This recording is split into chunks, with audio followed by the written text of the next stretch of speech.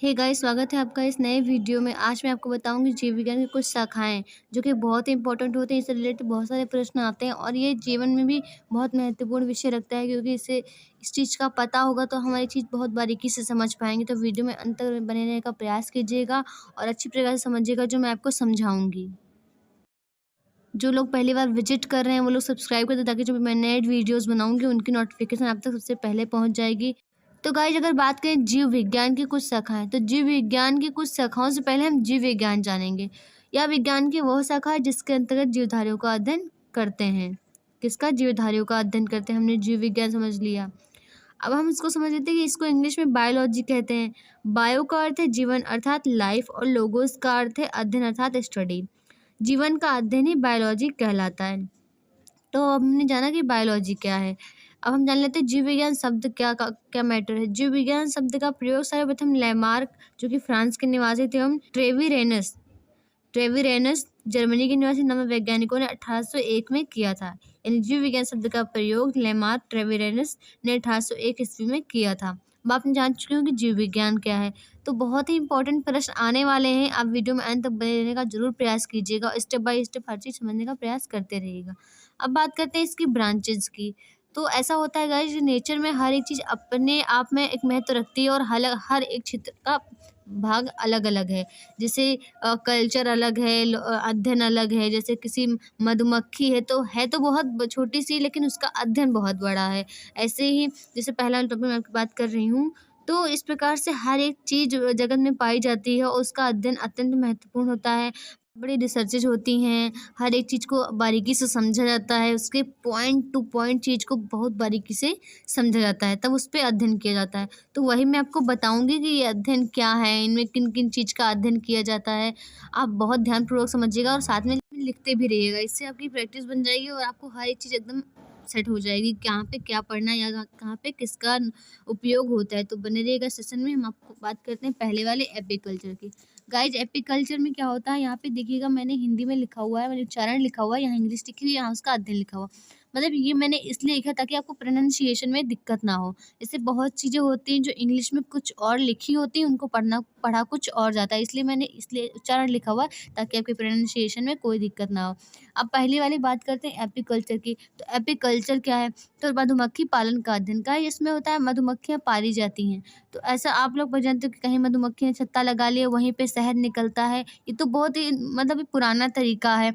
अब ऐसी मॉडर्न तकनीकें बन गई हैं जिनसे शहद बहुत अच्छे तरीके से प्योर शहद निकलता है और एक भी पॉइंट शहद खराब नहीं होता है आर्टिफिशियल तरीके से।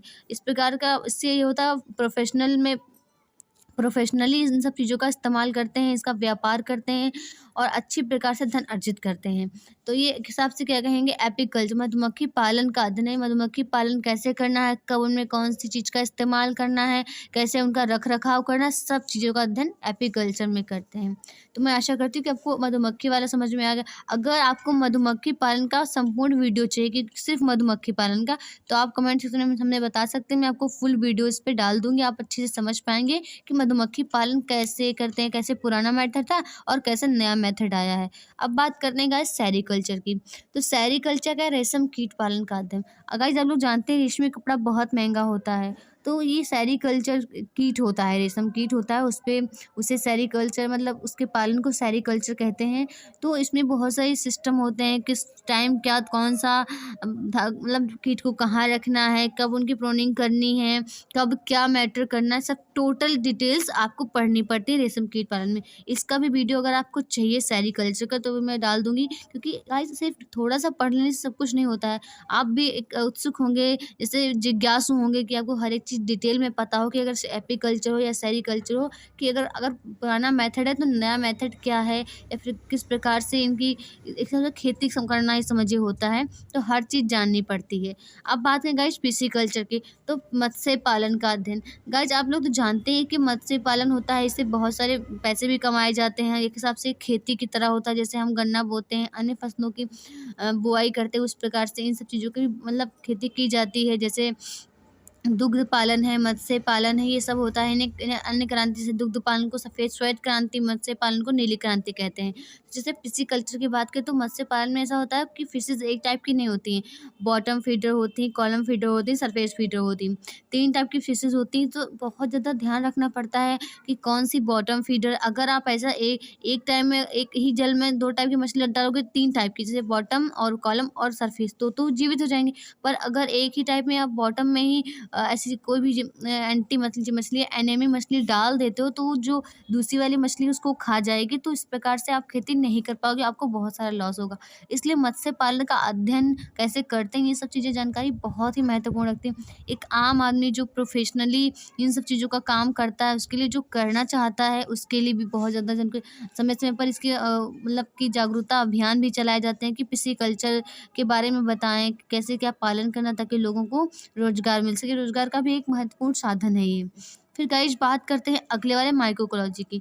उससे पहले मैं आपको बताना चाहूँगी कि एपीकल्चर, सेरीकल्चर, पिस्सीकल्चर अगर आपको समझ में आए हैं और आपको इनसे तीनों से रिलेटेड कोई फुल वीडियो चाहिए, तो आप मुझे कमेंट सेक्शन में बता सकते हैं। मैं बहुत अच्छे से आपको हर एक चीज़ समझाने का प्रयास करूँगी वीडियो में, जो मैं डालूँगी। तो अगर आपको पसंद आए तो इसे लाइक कीजिएगा और ज़्यादा से ज़्यादा लोगों तक शेयर कीजिएगा। आप बात करते हैं गाइस लॉजी, यानी आप समझ रहे होंगे लॉजी, यानी हम किसी चीज़ का अध्ययन करते हैं तो वो लॉजी होता है। मीन्स जैसे माइको है, यानी कवकों का अध्ययन करेंगे फंजाई का, तो क्या कहला जाए, माइकोलॉजी। तो माइकोलॉजी क्या है, अभी आ जाएगी क्वेश्चन में आपसे कोई बच्चा पूछ बैठे या आपके स्वयं के मन में एक प्रश्न उठ जाए कि माइकोलॉजी क्या है।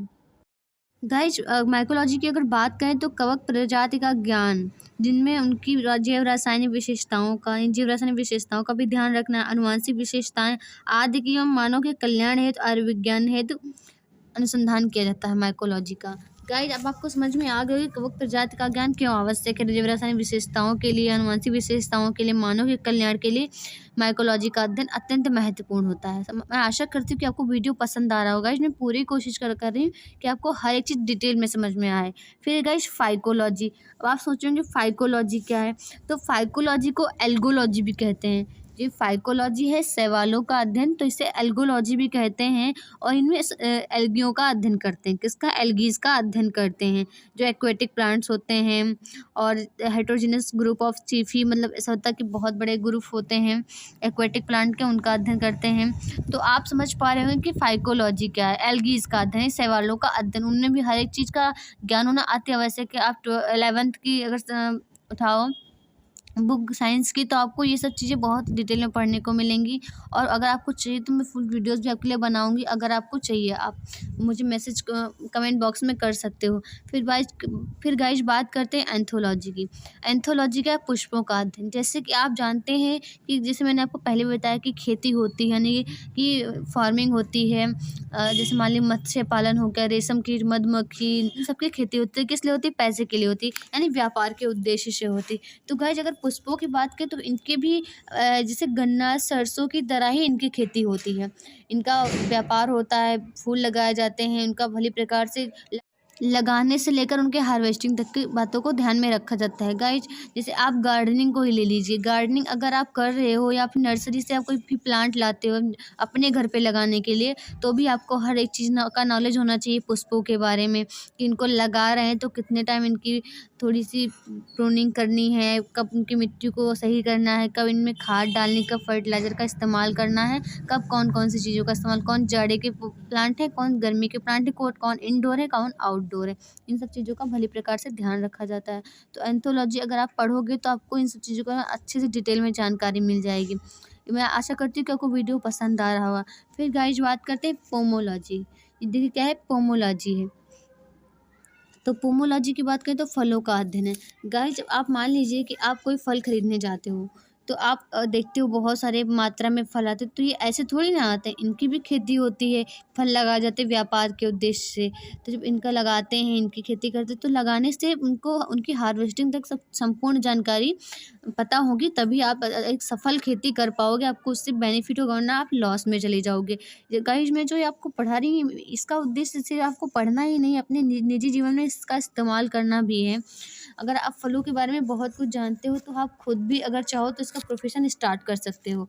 तो फलों के अध्ययन में किस प्रकार, कौन सा फल, कितनी फर्टिलाइज़र इस्तेमाल करनी चाहिए किस फल में, और कौन सा फल किस प्रकार का होता है, सर्दी का होता है, जैसे आम गर्मी में आता है। तो अगर जो ये सब खेती करता है उसको पता नहीं होगा तो फिर वो कैसे खेती कर पाएगा। तो पोमोलॉजी में हम फलों का अध्ययन करते हैं। फिर बात करते हैं गाइस ऑर्निथोलॉजी की। किसकी बात करते हैं? ऑर्निथोलॉजी की। इनमें पक्षियों का अध्ययन करते हैं। जैसे गाइस आप जानते ही हो कि मास्टरपीस ऑफ नेचर का मास्टरपीस किसको कहते हैं? बर्ड्स को कहते हैं। क्योंकि गाइस जो इनके लंग्स होते हैं उनमें प्योर एयर होते हैं। हम लोग भी इतने अच्छे लंग्स वाले नहीं होते हैं जितने अच्छे बर्ड्स वाले। उनके इनमें 2 टाइप होता है, एक गंदी हवा निकालने वाला, एक अच्छी हवा भरने वाला, और हम लोग में सिर्फ अच्छी हवा लेने वाला होता है। तो आप समझ रहे हो कि मास्टरपीस होते हैं बर्ड नेचर के।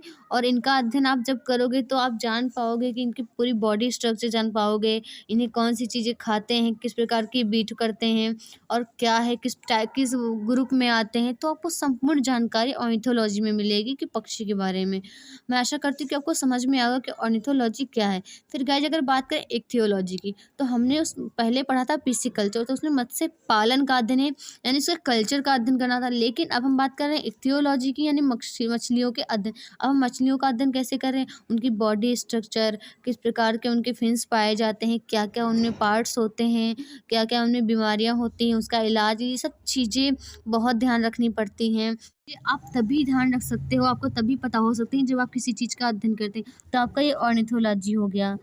तो फिर गाइस बात करते हैं इक्थियोलॉजी की। पहले हमने पढ़ा पिस्सिकल्चर, उसमें हमने पढ़ा मत्स्य पालन का अध्ययन, यानी मत्स्य कृषि खेती कैसे करें। लेकिन अभी हम यहाँ पे क्या पढ़ रहे हैं? मछलियों का अध्ययन, उनका बॉडी स्ट्रक्चर क्या है, उनके फिन्स कैसे हैं। गाइस मछलियाँ सिर्फ एक प्रकार की नहीं होती, बहुत सारी प्रकार की होती हैं। कुछ ऐसी होती हैं कि दूसरी मछलियों को खा भी जाती हैं, एनीमी मछली भी होती हैं, और कुछ जहरीली मछलियाँ भी होती हैं, कुछ लाइट भी, जैसे शार्क बहुत बड़ी मछली है, इसे व्हेल मतलब बहुत बड़ी मछली है। तो अब आप हर मछली का अध्ययन पढ़ेंगे इक्थियोलॉजी, तो आपको समझ में आएगा कि इक्थियोलॉजी में किस-किस टाइप जो टाइप की मछलियाँ होती हैं, आपको वो टाइप की पढ़नी पड़ेंगी। और आप समझ पाएँगे कि मछलियों का प्रकार क्या है, उनका किस प्रकार का रहन-सहन है, उन्हें किस प्रकार से गलफड़े हैं, उनके गल्स, सब चीज़ आप पढ़ोगे किसमें? इक्थियोलॉजी में। तो मैं आशा करती हूँ कि आपको इक्थियोलॉजी समझ में आया होगा। फिर गाइस बात करते हैं एंटोमोलॉजी। किसकी बात करते हैं? एंटोमोलॉजी, कीटों का अध्ययन। गाइस ऐसा होता है बहुत टाइप के कीट पाए जाते हैं। अब कीट प्रकार हैं तो हमें पहले तो पता नहीं होगा, क्योंकि जब किसी ने इसका अध्ययन किया होगा। मैं आपको बताऊं, कैरोलस लिनियस है, उन्होंने दिनाम पद्धति दी थी। तो अगर कीटों का अध्ययन किया नहीं है तो नाम कैसे रखे होंगे? तो आप सोचिए एंटोमोलॉजी में क्या अध्ययन करते हैं, किस किस टाइप के कीट हैं, किस प्रकार से हमें हानि पहुंचाते हैं, और उनके लिए पेस्टिसाइड क्या हैं, या जो भी सिस्टम है, किस प्रकार के दवा इस्तेमाल कर कीट जैसे अभी जानते हैं फसलों में कीट लग जाते हैं, तो उसके लिए आप इस्तेमाल करते हैं पेस्टिसाइड। तो अब आपको पता नहीं होगा तो आप कैसे इस्तेमाल करोगे? इसलिए कीटों का अध्ययन अति आवश्यक होता है। तो आप समझ पा रहे हो कि हर एक अध्ययन अति आवश्यक होता है, चाहे आप कोई सा भी ले लें। मैंने पहले ही आपको बताया कि नेचर में हर एक चीज़ अपनी-अपनी जगह पाई जाती है, लेकिन हर एक चीज़ अपने आप में बहुत महत्वपूर्ण होती है। तो हर एक चीज़ का अध्ययन अति आवश्यक होता है। फिर गाइस अगर बात करें हम डेंड्रोलॉजी की, किसकी बात करें? डेंड्रोलॉजी। अब आप जानते हैं कितने प्रकार के प्लांट, वृक्ष हैं एवं झाड़ियाँ का अध्ययन क्या बताया गया? डेंड्रोलॉजी। वृक्षों एवं झाड़ियों का अध्ययन डेंड्रोलॉजी कहलाता है। गाइस ये सब क्वेश्चंस आते हैं ऐसे कि अध्ययन पूछते हैं कि जब वृक्षों एवं झाड़ियों का अध्ययन, एक ग्रुपली आंसर देना पड़ता है, डेंड्रोलॉजी कहलाता है। तो अब आपको उसमें पढ़ना पड़ेगा वृक्ष कैसे होते हैं, कुछ स्मॉल होते हैं, कुछ लंबे होते हैं। अगर आप 2 वृक्ष एक साथ लगाते हो प्लांट्स, तो एक ग्रो नहीं करेगा, एक लंबा हो जाएगा, छोटा हो जाएगा। ऐसी ऐसी नेचर इसकी सिचुएशन है। तो ध्यान रखना पड़ता है कि वृक्ष कैसे लगाएँ, उनका पालन-पोषण कैसे करें। आप जानते हो कि वृक्षों का पालन-पोषण एक बच्चे के प्रकार किया जाता है। तो हर एक चीज़ अगर आप पढ़ोगे नहीं, वृक्षों के बारे में जानना तो बहुत इंटरेस्टिंग होता है। गाइस मैं आपको बताना चाहूँगी, कोई अगर पुराना पेड़ है, बहुत पुराना, अगर वो कटता है तो कटता उसकी जड़ पे जो निशान बने होते हैं गोल-गोल, उससे आप वृक्ष की उम्र का पता लगा सकते हो। ये भूगोल में मैंने बहुत पहले पढ़ा था।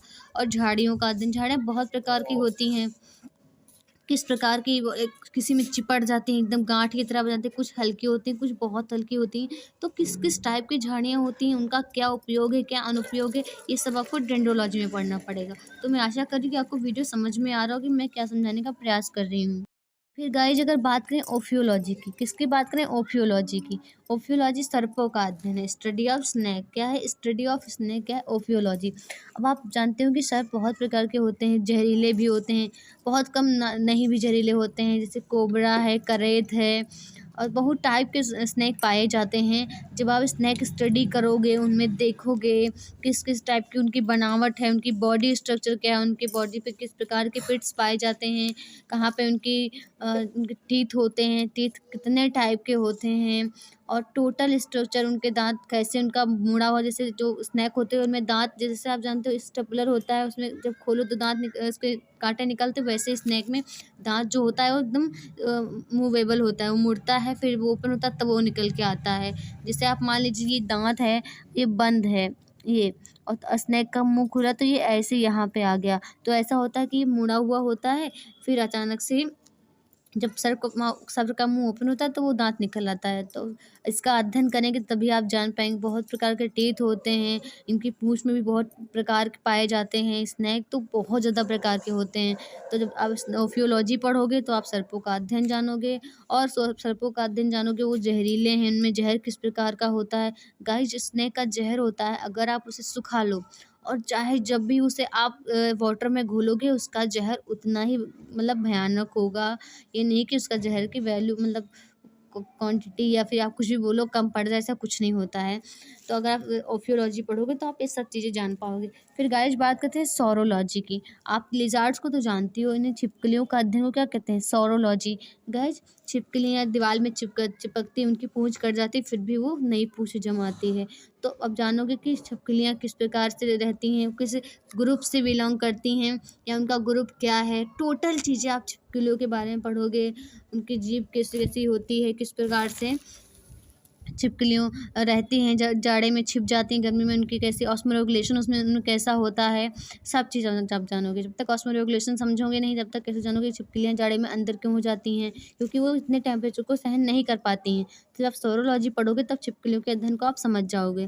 फिर अगर बात है गाइस सिल्वीकल्चर की, किसकी बात करें? सिल्वीकल्चर की। तो इसमें सिल्वीकल्चर में क्या करना है? काष्ठी पेड़ों का संवर्धन करना, यानी जो काष्ठ टाइप के पेड़ होते हैं उनका अध्ययन करना सिल्वीकल्चर में होता है। तो कास्ट वाले पेड़ों का सिल्वीकल्चर आप पढ़ेंगे बहुत डीपली, तो आपको उसमें काष्ठी पेड़ों का संवर्धन किस प्रकार से उनका रख रखाव है, उनका मतलब उनको कैसे लगाया जाता है, या उनकी देखभाल कैसे की जाती है, कितने टाइम क्या चीज़ इस्तेमाल करना चाहिए, वो आपको सिल्वीकल्चर में पढ़ना पड़ेगा। गाइस, इसमें ये मैं आप मेरा मोटिव यही है कि आप जान जाओ किस कल्चर में क्या पढ़ना पड़ता है, या किस लॉजी में किसका अध्ययन करना पड़ता है। ये जब आप जान जाओगे तो आपके लिए सब चीज़ आसान हो जाएगी। फिर गाइस अगर बात करते हैं साइटोलॉजी की, तो भाई साइटोलॉजी बहुत बड़ा टॉपिक है अपने आप में।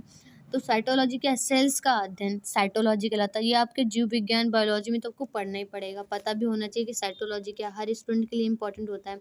तो सेल का जो स्टडी ऑफ सेल है वो साइटोलॉजी कहलाता है। इसमें सेल के प्रकार होते हैं, सेल के अंदर क्या क्या पाया जाता है, माइटोकॉन्ड्रिया, गाल्जी काय, जितना राइबोसोम, जितना कुछ सेल के अंदर पाया जाता है। सेल दो प्रकार के, प्रोकैरियोटिक, यूकैरियोटिक, उनमें क्या डिफरेंशिएशन है, जो भी मैटर है वो आपको साइटोलॉजी में पढ़ने को मिलेगा। तो आप समझ जाओगे कि सेल क्या है और हम साइटोलॉजी का अध्ययन क्यों करते हैं। जब आप जानते हैं कि सेल बहुत छोटी इकाई है, बहुत छोटी इकाई है, लेकिन अध्ययन उसका बड़ा है, बहुत बड़ा है।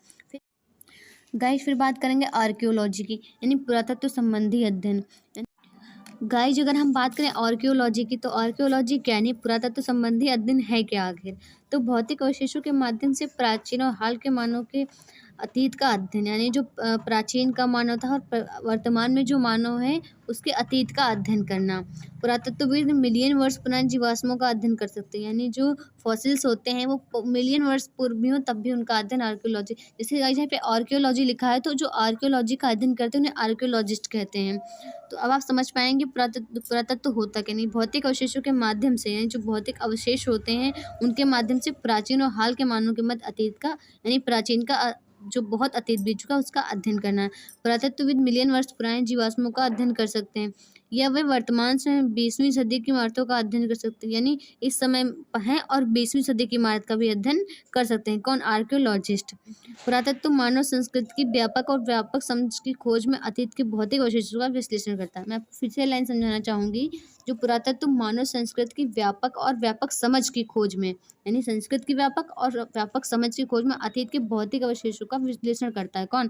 पुरातत्व। यानी कि आर्कियोलॉजी। तो आपको समझ में आया कि आर्कियोलॉजी क्या है। जीवाश्म का अध्ययन अति आवश्यक होता है। तभी आपको धीरे-धीरे मैं बताऊँगी कि जीवाश्मों का अध्ययन भी कुछ अलग तरीके से होता है।